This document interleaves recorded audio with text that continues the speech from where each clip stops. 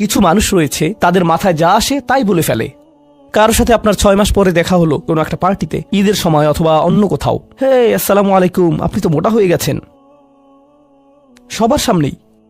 এটা কেমন কথা? আপনি এটা মনে মনে আনতে পারেন আর নিজের মনে মনে মাশাআল্লাহ বলতে পারেন, কিন্তু সবার সামনে কেন আপনাকে এই কথা বলতে হবে? হেই, তুমি তো কয়েক বছর আগে পড়ালেখা ছেড়ে দিয়েছিলে, এখনো পাশ করনি, এখনো ফেল অবস্থাতে আছো। মানুষ আপনাকে এরকম কথা বলে আর এটা আপনাকে রাগান্বিত করে। এই অবস্থায় কি করবেন? আল্লাহ বলেছেন এটা আপনার মনের বিনয় প্রকাশের অংশ। এভাবেই আল্লাহ আমাদের বিনয় যাচাই করবেন। আর প্রসঙ্গক্রমে তারাই হয়ে থাকে আমাদের সবচেয়ে কাছের মানুষ, যার অর্থ আপনি এই ধরনের পরিস্থিতিতে বারবার বারবার বারবার পড়বেন। কিভাবে এটা থেকে বেরিয়ে আসবেন? আল্লাহ বলছেন ওয়াইদা খাতাবাহুমুল জাহিলুনা ক্বালু সালামা। এটা দিয়ে কতিপয় জিনিস বোঝায়। আমি এখানে সেই কয়েকটি শিক্ষা নিয়ে আলোচনা করব।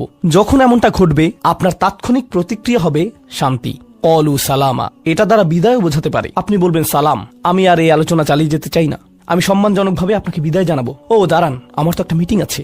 এর বাকি অংশটুকু আপনি মনে মনে বলতে পারেন আল্লাহর সাথে দোয়া করার জন্য, কিন্তু এটা তার কাছে প্রকাশ করার প্রয়োজন নেই। শুধু বলুন যে আমার একটা মিটিং আছে, আর সেখান থেকে চলে আসুন, কারণ আপনি এটা নিতে পারবেন না। তারা সেখান থেকে বেরিয়ে আসে সম্মানজনকভাবে, এটা একটা অর্থ। যখন জঘন্য মানুষ আপনার কাছে আসে, বেরুবার পথ খুঁজে বের করবেন।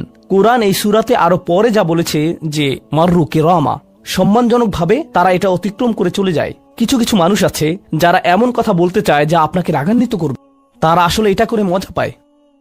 তারা কথা বলবে শুধু আপনাকে উত্তেজিত করার জন্য। আর তাদের কেউ কেউ জানে যে ঠিক কি বলতে হবে, কারণ তারা আপনার সাথে আগেও কথা বলেছে। আর তারা জানে যে কোন জিনিস আপনাকে রাগিয়ে তুলে, তাই তারা জানে যে কোন বাটনটি প্রেস করতে হবে আর কিভাবে আপনাকে বিরক্ত করতে হবে। আপনি বসে আছেন, আমি উত্তেজিত হব না, আমি উত্তেজিত হব না, আমি উত্তেজিত হব না, কিন্তু তার কথা শুনে আপনি বিশাল দানবে পরিণত হয়ে গেলেন, যার ফলে সব ধ্বংস হয়ে যাবে।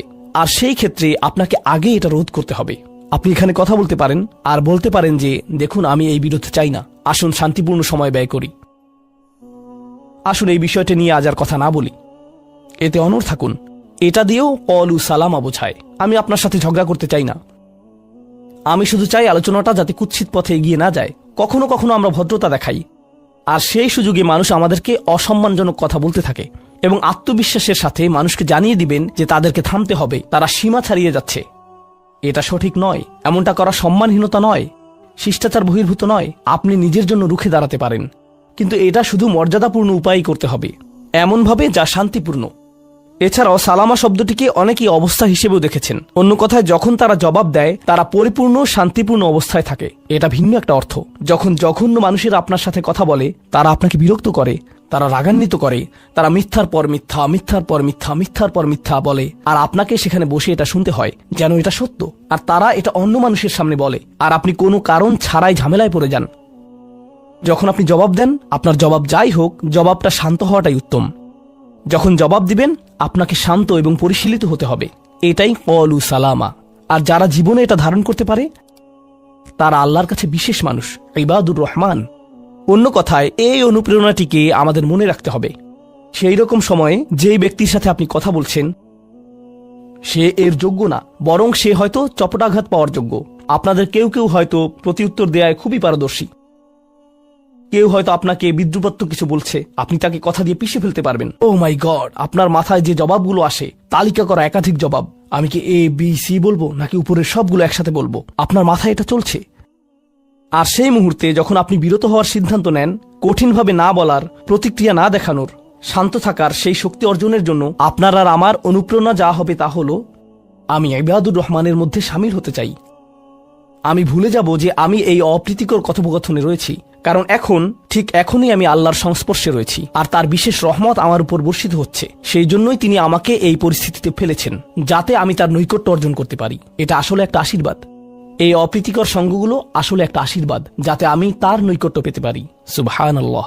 ওয়াইবাদুর রহমানিল্লাযীনা ইয়ামশুনা আলাল আরদি হাওনা ওয়া ইযা খাতাবাহুমুল জাহিলুনা ক্বালু সালামা।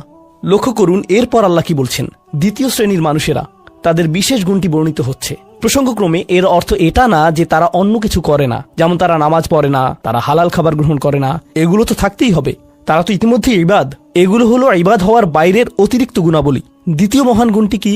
দ্বিতীয় শ্রেণীর এই মানুষেরা যারা আল্লাহর কাছে প্রিয়, কোন জিনিসটা তাদের বিশেষ মানুষে পরিণত করেছে? ওয়াল্লাযীনা ইয়াবিতুনা লিরাব্বিহিম সুজ্জাদান ওয়া কিয়ামান, যারা রাত্রি অতিবাহিত করে তাদের প্রভুর উদ্দেশ্যে সিজদারত এবং দণ্ডায়মান অবস্থায়। তারা লোকচক্ষুর অন্তরালে গভীর রাতে নামাজে মশগুল থাকেন, কারণ তারা জানেন যে রাতের গভীরে আল্লাহ তাদের সবচেয়ে নিকটে থাকেন। আমাদের অনেকের জন্য এটা অনেক কঠিন যে আল্লাহ যদি তার সবচেয়ে নৈকট্যপ্রাপ্ত মানুষদের কথা বলেন, এই শ্রেণীর মানুষদের দিয়ে শুরু করাটাই প্রত্যাশিত ছিল। এটাই প্রত্যাশিত ছিল যে আল্লাহ এমন মানুষদের দিয়ে শুরু করবেন যারা সবচেয়ে বেশি নামাজ আদায় করে, বিশেষত এমন সময়ে যখন তিনি নিকটে থাকেন, যা হলো রাতের মধ্যপ্রহর। সেখান থেকে শুরু হওয়ার কথা ছিল, কিন্তু না, তিনি সেখান থেকে শুরু করেননি। তিনি বিনয় দিয়ে শুরু করেছেন, কারণ রাতের সেই নামাজ যখন আপনি এবং আমি আল্লাহর সামনে বিনয়াবনত হই, নামাজরত অবস্থায় অন্য কেউ দেখার সুযোগ না থাকে, চমৎকৃত করার মতো আর কেউ না থাকে, একমাত্র যাকে আপনি চমৎকৃত করতে চান তিনি হলেন আল্লাহ। আপনার আত্মাভিমান চলে গিয়েছে, আল্লাহর সম্মুখে দণ্ডায়মান হয়ে আপনি পূর্বেকৃত সকল অপরাধ স্বীকার করেছেন, আল্লাহর সাথে আপনি উন্মুক্ত আলোচনায় রত আছেন, সকল অহংকার থেকে মুক্ত হয়ে। যদি নিজেকে অহংকার মুক্ত করতে চান, প্রথম ধাপটি হলো আপনি কি মানুষের সামনে অহংকারকে বিসর্জন দিতে পারেন, আর তারপর আল্লাহর সম্মুখে উপস্থিত হন। আমরা এমন অনেক মানুষদের কথা জানি যারা ইবাদতে পারদর্শী, কিন্তু মানুষের কাছে তারা খারাপ হিসেবে বিবেচিত। এটা আদর্শ নয়। এখানে একটি শ্রেণীকে অগ্রাধিকার দেয়া হয়েছে, আর এরা তারাই যারা মানুষের সাথে বিনয়ী। তারপর যারা আল্লাহর সামনে বিনয়াবনত হয়ে উপস্থিত হয়, এটা অর্জন করা সহজ নয়। কিন্তু যদি সপ্তাহে একবার, আমি জানি যে এটা কঠিন হবে, কিন্তু সপ্তাহে একবার আপনি মসজিদে ইশার নামাজ পড়লেন, আর এরপর সরাসরি বাসায় চলে গেলেন আর ঘুমিয়ে পড়লেন, আর সেটা তখনই সম্ভব হবে যদি আপনি প্রত্যুষে ঘুম থেকে উঠেন, আর এরপর দিনে না ঘুমান। তো ফজরের সময় উঠুন, এরপর ঘুমাবেন না, নিজেকে পরিশ্রান্ত করুন, এশা পড়ুন, এরপর ঘুমাতে যান। এরপর অ্যালার্ম দিয়ে রাখুন, ফজরের 30 মিনিট আগে অ্যালার্ম সেট করুন, উঠে গিয়ে কয়েক রাকাত নামাজ পড়ুন। শুধু এটুকুই করুন, নিজের মতো করে এটা করুন। এজন্য অন্য কারো ঘুম ভাঙাবেন না, এটা নীরবে করবেন। ঘরের কোনো এক কোণে চলে যান, সেখানেই নামাজ পড়ুন।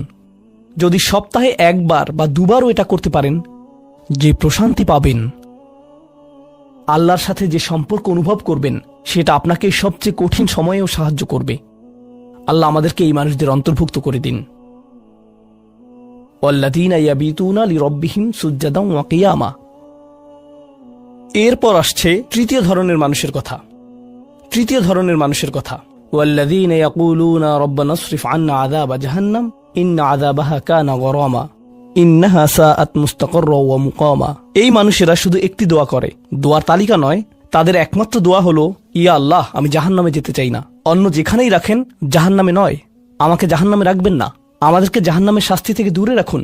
অবস্থান করার জন্য এটা বিভৎস একটা জায়গা। আমি এটা এক মুহূর্তের জন্যও দেখতে চাই না। আমি সেখানে স্বল্পস্থায়ীভাবে থাকতে চাই না, আর আমি সেখানে দীর্ঘস্থায়ীভাবেও থাকতে চাই না। দোয়াটি মনোযোগ দিয়ে শুনুন।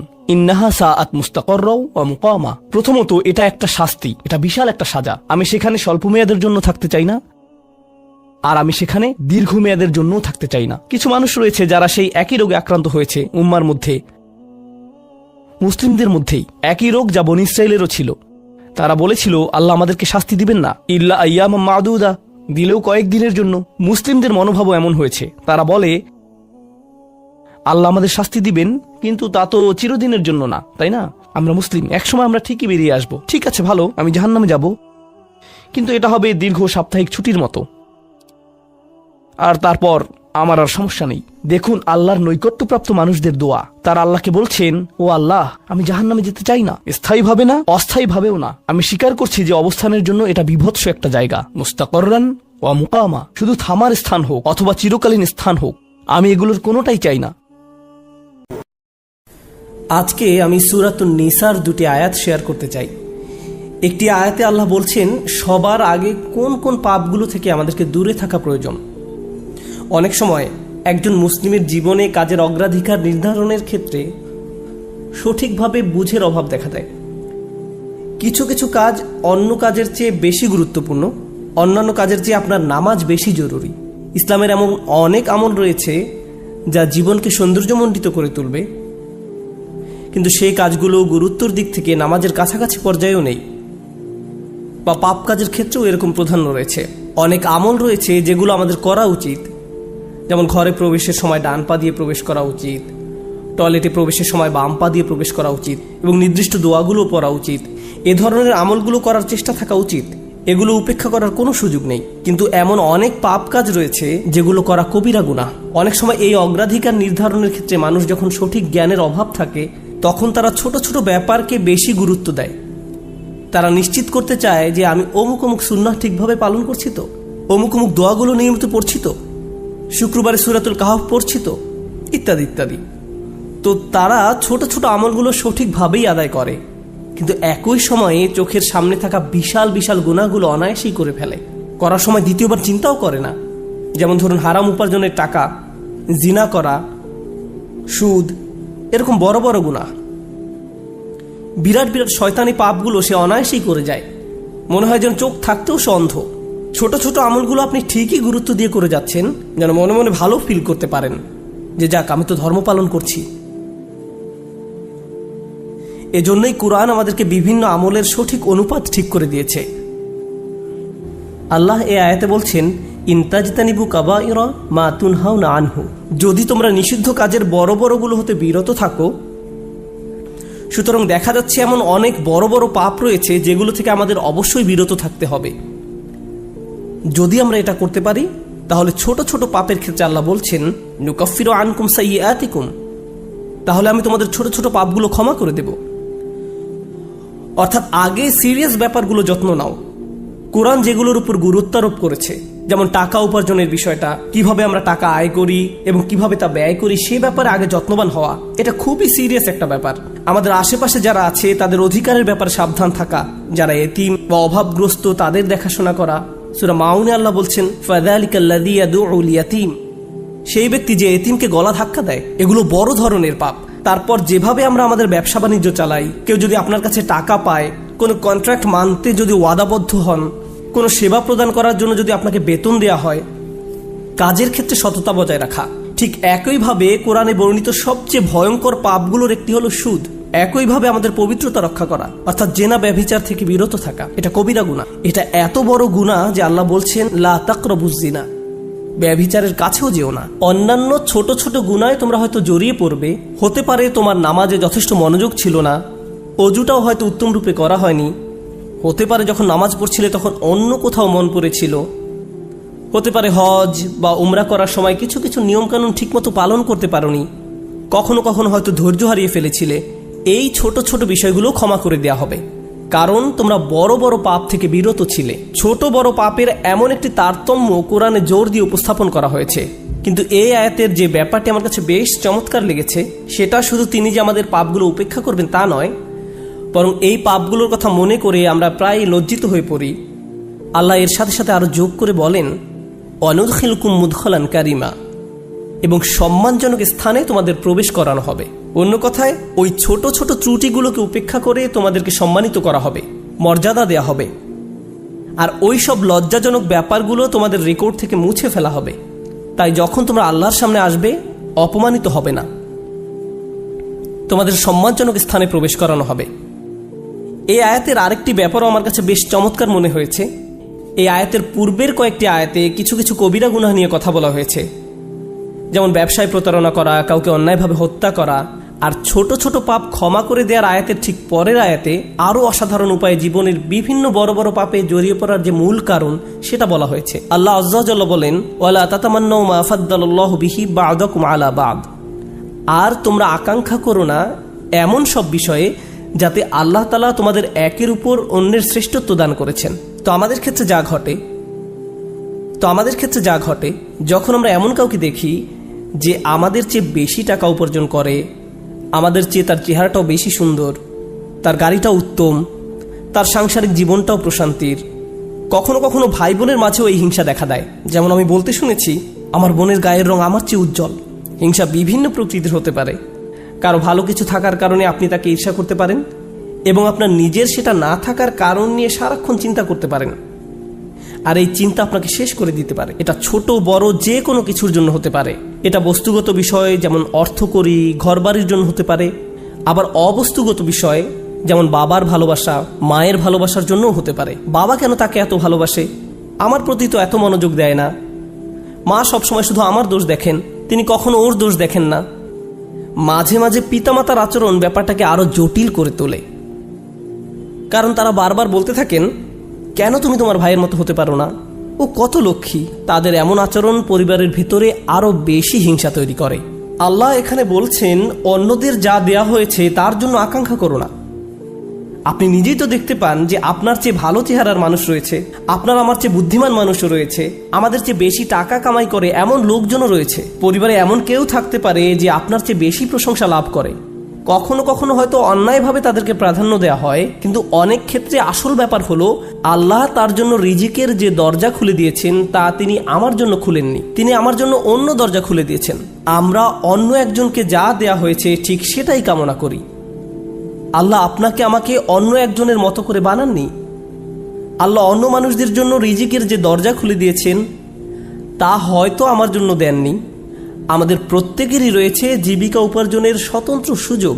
আল্লাহর অনুগ্রহ অর্জন করতে হলে আমাদের প্রত্যেককে যে সুযোগ দেওয়া হয়েছে তার আলোকে কঠোর পরিশ্রম করতে হবে, অন্যদের সাথে নিজেকে তুলনা করে নয়। এই আয়াত যে ইতিবাচক বিষয়গুলোর প্রতি জোর দেয় সেটা আলোচনা করার পূর্বে আমি আরেকটা ব্যাপারে কথা বলতে চাই। এই হিংসা কেন অনেকগুলো বড় বড় গুনাহের মূল কারণ? আমাদের জানা মতে রেকর্ড করা ইতিহাসে আল্লাহর বিরুদ্ধে সর্বপ্রথম যে বিদ্রোহ করা হয় তা হলো ইবলিস শয়তানের বিদ্রোহ। আর এই বিদ্রোহের মূল কারণ ছিল হিংসা। সে কেন এত মনোযোগ পাচ্ছে? তাকে তো জাস্ট মাটি দিয়ে তৈরি করা হয়েছে। এভাবেই অবাধ্যতার শুরু। মানুষ পৃথিবীতে আসার পর সর্বপ্রথম যে পাপটি সংঘটিত হয় তা হলো কাবিল কর্তৃক তার ভাই হাবিলের হত্যা। সেটাও ছিল হিংসার কারণে। এই হিংসা এতটাই জঘন্য আর কদাকার হতে পারে যে আপনি যদি ইয়াকুব আলাইহিসসালামের মতো একজন মহান নবীর সন্তানও হয়ে থাকেন, আর আপনার ভাইও যদি হয়ে থাকেন একজন অসাধারণ ছেলে যে কিনা এখনো নবী না হলেও তার মাঝে নবীর বৈশিষ্ট্য বিদ্যমান রয়েছে, এই হিংসা আপনাকে এতটাই নিয়ন্ত্রণহীন করে দিতে পারে যে আপনি তাকে হত্যা করতে উদ্যত হতে পারেন। আমি যা বোঝাতে চাচ্ছি তা হলো হিংসা এবং ঈর্ষাকে ছোট করে দেখা উচিত নয়। ব্যাপারটাকে এমন মনে হতে পারে যে এটি আমার আপনার ভেতরে একটা অনুভূতি মাত্র। মূলত হিংসার আরবি শব্দ হলো হাসাদ, আর হাসাদ শব্দের শাব্দিক অর্থ হলো আঁচড়। তারা এটাকে এভাবে বর্ণনা করে, হিংসা হলো মনের ভেতরে একটি চুলকানি। ঠিক শরীরের চামড়ার উপর কোনো পোকামাকড় কামড় দিলে আপনি যেমন চুলকাতে চান, সেরকম এটি যত চুলকাবেন অবস্থা তত খারাপ হবে। আপনার উচিত হলো একে উপেক্ষা করা, এবং এক সময় এটা এমনিতেই ভালো হয়ে যাবে। আপনাকে এটা উপেক্ষা করতে হবে। এটাই হাসাদ। ইমাম হাসান রাদিয়াল্লাহু তাআলা আনহু বলেন, আমি হিংসুকের চেয়ে এমন কোনো অনিষ্টকারী দেখিনি যাকে আসলে বেশি ক্ষতিগ্রস্ত ব্যক্তির মতো দেখায়। সাধারণত কেউ ক্ষতি করলে অন্য একজন তার এই ক্ষতির কারণে ক্ষতিগ্রস্ত হয়, কিন্তু হিংসার ক্ষেত্রে ক্ষতিকারী নিজেই নিজের ক্ষতি করে। সে হিংসা করছে, কিন্তু এই হিংসার কারণে নিজেই নিজের অনিষ্টের শিকার হচ্ছে। আর এ কারণেই সূরা ফালাকে হিংসুকের হিংসা থেকে আমরা আল্লাহর নিকট আশ্রয় প্রার্থনা করি। ওয়া মিন শাররি হাসিদিন ইযা হাসাদ। হিংসুকের অনিষ্ট থেকে যখন সে হিংসা করে, ঠিক সেই মুহূর্তে যখন সে হিংসা করে, এটা খুবই গুরুত্বপূর্ণ একটা ব্যাপার। এই হিংসার কারণে আপনার আমার জীবনে ভয়ঙ্করতম সমস্যা তৈরি হতে পারে। এখন আমি নিজেকে বিশ্লেষণ করতে চাই। যখন আমি নিজেই অন্যকে হিংসা করতে শুরু করি তখন কোন কোন ধরনের নিয়ামত থেকে নিজেকে বঞ্চিত করি? যখন আমি নিজেই অন্যের উন্নতি সহ্য করতে পারি না, ব্যাপারটা আর একটু খোলাসা করে বলছি। তামান্নি জাওয়ালিন নি'মা লিদুনিহি। আপনি ইচ্ছা করেন যে তার যেন এই নিয়ামতটি না থাকে। ব্যাপারটা এমন নয় যে আচ্ছা ওই ভাই খুবই শক্তিশালী, আমি যদি তার মতো শক্তিশালী হতাম। না না না, আমি ইচ্ছা করি যে সে অসুস্থ হয়ে পড়ুক আর আমি শক্তিশালী হয়ে উঠি। আপনি ইচ্ছা করেন তার মাঝে যেন ওই ভালো বিষয়টা না থাকে। কোন কারণে সে ওইটা পাবে? আচ্ছা সে প্রমোশন পেয়েছে, এখন আমারও ইচ্ছা হয় যে আমিও যেন প্রমোশন পাই। না না না, হিংসা হলো আমি চাই সে বরখাস্ত হোক আর আমি প্রমোশন পাই। আপনি তার ব্যর্থতা দেখতে চান। আপনার ভেতরের কিছু একটা চায় তার যেন পতন ঘটে। তার পতনের ফলে আপনার জীবিকায় সমৃদ্ধি আসে না, আপনার এতে কোনো উপকার হয় না, তবু আপনার ভেতরের কিছু একটা তার পতন কামনা করে। যদি তার পতন ঘটে তাহলে আপনার কাছে তা ভালো লাগবে। এটাই হলো হাসাদ। কিভাবে এটা একজনের ভালো দিক ধ্বংস করে দেয়? আমরা ইবলিস শয়তান সম্পর্কে জানি। আল্লাহ তাকে ফেরেশতাদের কাতারে রেখেছিলেন। এর চেয়ে উন্নত কোনো মর্যাদা হতে পারে না, কিন্তু হিংসা তাকে এত উচ্চ পর্যায় থেকে একেবারে নিম্নতম পর্যায়ে নামিয়ে দিয়েছে, আল্লাহর নিকট থেকে বহু দূরে সরিয়ে দিয়েছে। চিন্তা করতে পারেন, এত বড় মর্যাদা কেড়ে নেওয়া হলো। এর মূল কারণ ছিল হিংসা। চিন্তা করতে পারেন? মূল কারণ হলো নিজেকে অনেক বড় কিছু মনে করা। হিংসার কারণে হত্যার মতো জঘন্য অপরাধ সংঘটিত হলো। আল্লাহ সূরা আরাফে বর্ণনা করেন, কাআন্নামা কাতালান নাসা জামিআ, সে যেন গোটা মানব জাতিকে হত্যা করলো। হিংসার কারণে হত্যার মতো জঘন্য অপরাধ সংঘটিত হলো। আর এই মহাপাপের মূল কারণও ছিল হিংসা। এই সকল উদাহরণের মূল শিক্ষা হলো আমাদের নিজেদেরকে ভালো করে বিশ্লেষণ করে দেখা উচিত আমরা নিজেরা এই রোগে আক্রান্ত কিনা। ভালো করে খতিয়ে দেখা উচিত আমাদের মাঝে এই ঘৃণ্য ব্যাধিটি আছে কিনা। মানুষ শুধু টাকা পয়সা নিয়ে হিংসা করে না, মানুষ প্রায় সব কিছু নিয়ে হিংসা করে। পরিবারের সবার মনোযোগের কেন্দ্রবিন্দু হওয়া, এটা এমনকি ধর্মীয় পরিমণ্ডলেও ঘটতে পারে। ভাই জানেন, অমুক শায়েখ, তার ভিডিও মানুষ বেশি দেখে। আপনি তার ফলোয়ারদের সাথে নিজের ফলোয়ারদের তুলনা করছেন কেন? মাহফিলে তাকে কেন প্রধান বক্তা করা হলো, তাকে কেন সবচেয়ে ভালো সময় বক্তব্য দিতে দেয়া হলো? এমন ঘটনা মসজিদেও ঘটতে পারে। ভাই দেখেছেন তারা কত টাকা তুলেছে, আমরা এত টাকা তুলতে পারিনি। আর এই মনোভাব প্রতিযোগিতায় সীমাবদ্ধ থাকে না, হিংসায় পরিণত হয়। কেন তারা আমাদের চেয়ে ভালো করছে? এই হিংসা এমনকি ধর্মীয় পরিমণ্ডলেও আঘাত করতে পারে। মদিনায় আসার পর সাহাবীরা ধারণা করেছিলেন মদিনার ইয়াহুদিরা সবার আগে ইসলাম ধর্ম গ্রহণ করবে।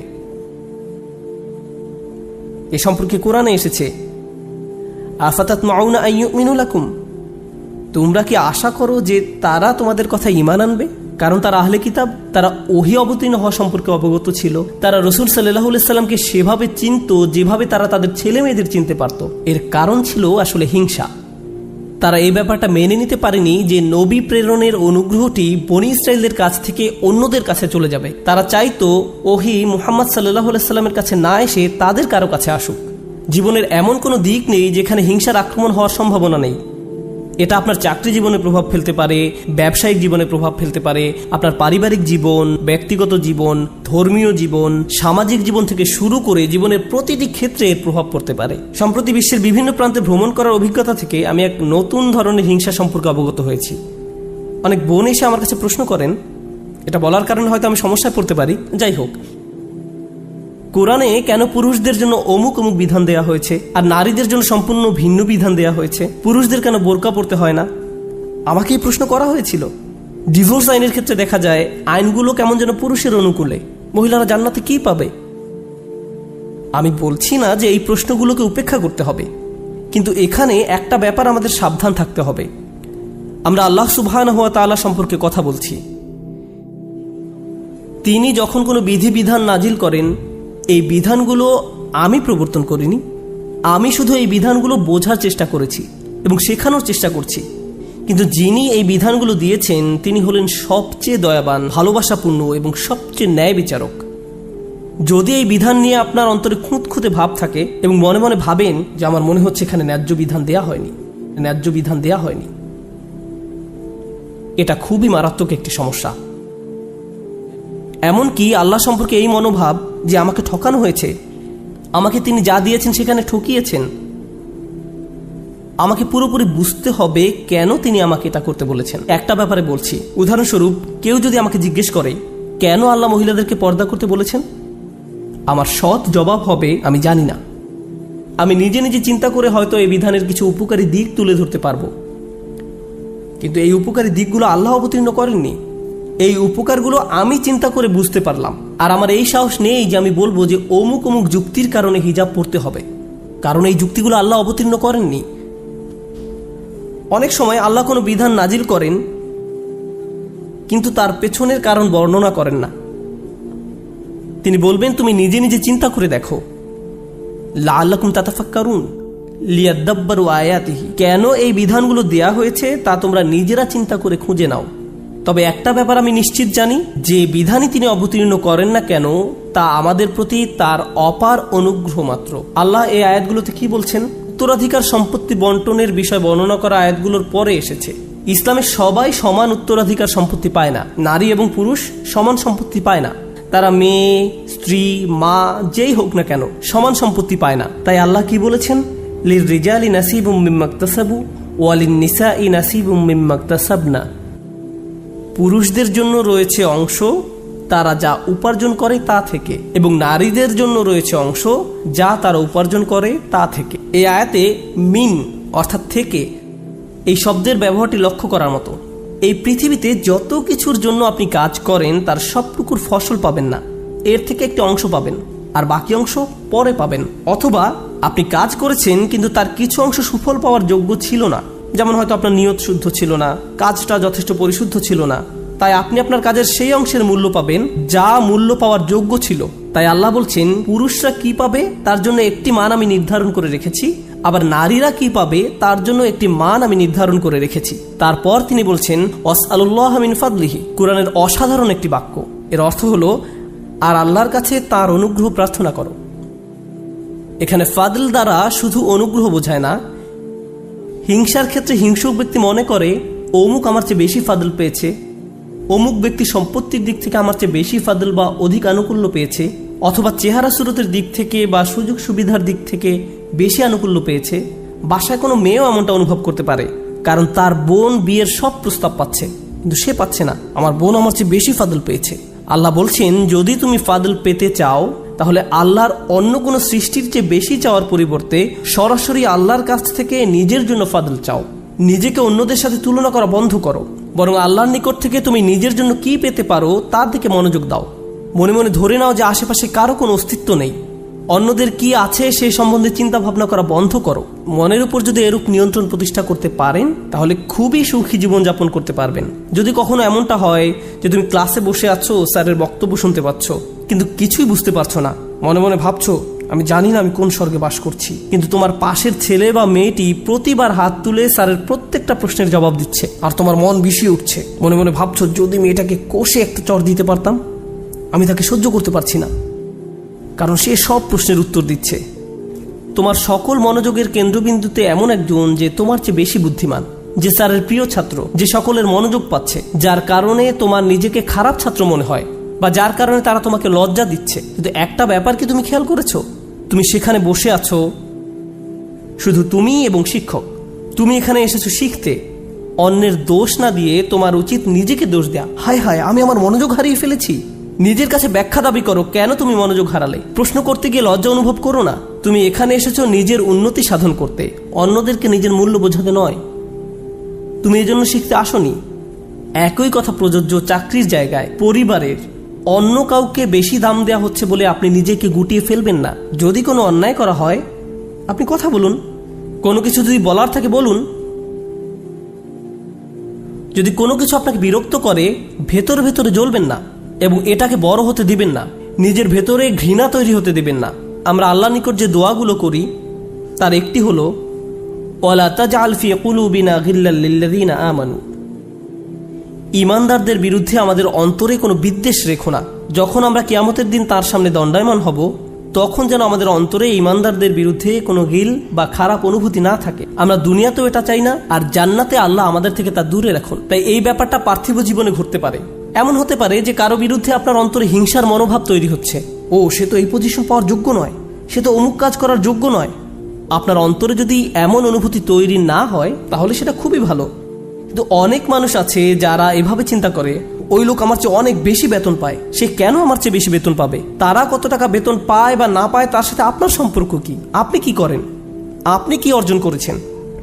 আপনার যদি মনে হয় যে আপনার আরো বেশি বেতন পাওয়া উচিত তাহলে ব্যাপারটা যথাযথ কর্তৃপক্ষকে বলুন। ওয়াসআলুল্লাহ মিন ফাদলিহি, আল্লাহর কাছে তাঁর অনুগ্রহ প্রার্থনা করুন। ইন্নাল্লাহা কানা বিকুল্লি শাইইন আলিমা, নিঃসন্দেহে আল্লাহ তাআলা সর্ববিষয়ে জ্ঞাত।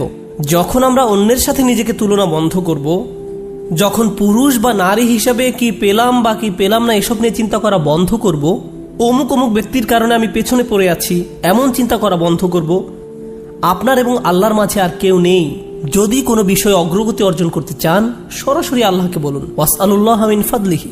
অন্যথায় সারা জীবন ধরে কেবল অন্যের বিরুদ্ধে অভিযোগই করে যেতে পারবেন। কিভাবে তারা আপনার প্রতি অন্যায় করেছে, কিভাবে তারা আপনাকে সুযোগ থেকে বঞ্চিত করেছে, কিভাবে সবাই পেয়েছে কিন্তু আপনি পাননি। আর এভাবে অভিযোগ করলে আপনার জীবন তো দুর্দশাগ্রস্ত হবেই, আপনার কারণে আপনার আশেপাশের মানুষের জীবনও দুর্বিষহ হয়ে পড়বে।